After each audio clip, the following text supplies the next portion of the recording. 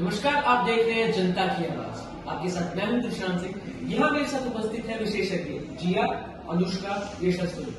आज पूरे विश्व में भारत की वाहवाही हो रही है। भारत की कूटनीति तथा प्रधानमंत्री श्री नरेंद्र मोदी जी की नीति की चर्चा की जा रही है। अंतर्राष्ट्रीय मीडिया में भी आज चर्चा का विषय भारत द्वारा G20 समिट 2023 को सफलतापूर्वक संपन्न करना है।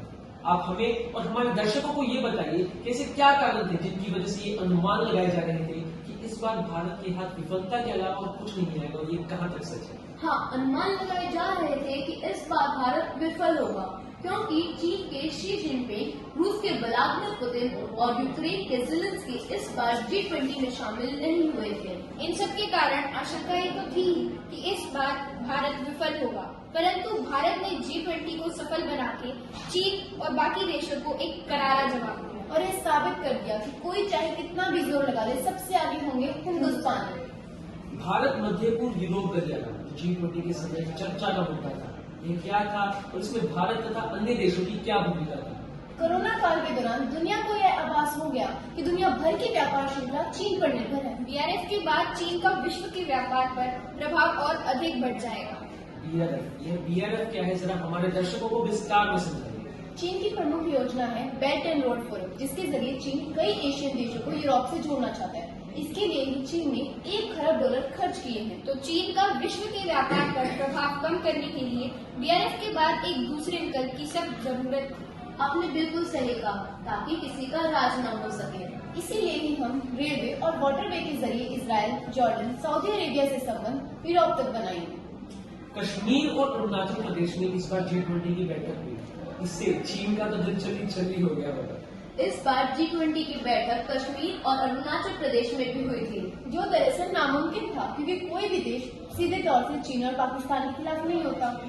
लेकिन इस बार कश्मीर में G20 की बैठक हुई, जो दरअसल एक खतरनाक आयोजन था। एक जरा सी भूल और सुरक्षा व्यवस्था में एक चूक और पूरी दुनिया में नकारात्मक शीर्षक। और अरुणाचल प्रदेश में भी G20 की बैठक हुई थी, जो चीन के लिए एक चेतावनी थी कि वह अपनी बुरी नजर हमारे अरुणाचल पर न डाले। अरुणाचल प्रदेश हमारा था, हमारा है और हमारा ही रहेगा।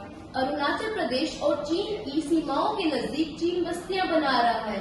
अभी हाल ही में खबर आई है कि चीन की सीमाओं के नजदीक चीन ने एक नक्शा निकाला, जिसमें उन्होंने अरुणाचल प्रदेश और लद्दाख को अपनी ही भूमि घोषित किया है। तो यह जरूरी था कि आयोजन कश्मीर और अरुणाचल प्रदेश में किया जाए, ताकि चीन को भी यह मालूम हो कि अरुणाचल प्रदेश और कश्मीर भारत का ही एक अभिन्न हिस्सा है।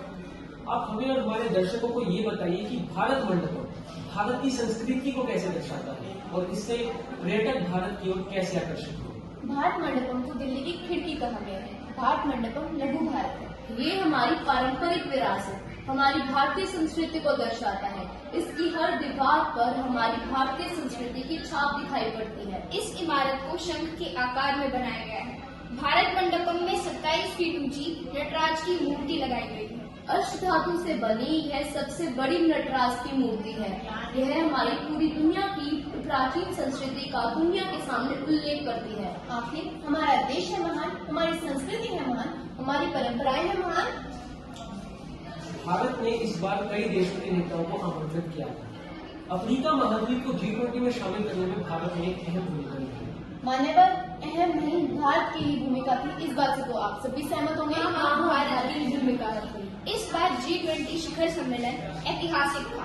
अब हमारे G20 परिवार में एक और सदस्य जुड़ने वाला है, जो है अफ्रीका महाद्वीप। परिवार में किसी नए सदस्य का आना हमेशा खुशियां लाता है और ये हमारे लिए गर्व की बात है कि भारत ने इस बार G20 को G21 में रूपांतरित कर दिया है। आप सभी का बहुत बहुत धन्यवाद। आप सभी ने इनके विचार सुने। वक्त आ गया है, इस चर्चा को यहीं पे समाप्त करते हैं। आप सभी से फिर मुलाकात होगी। स्वच्छंद है, स्वतंत्र है G20 की विचारधारा, विश्व एकीकरण करेंगे हम। यही है G20 का नारा, यही है G20 का नारा।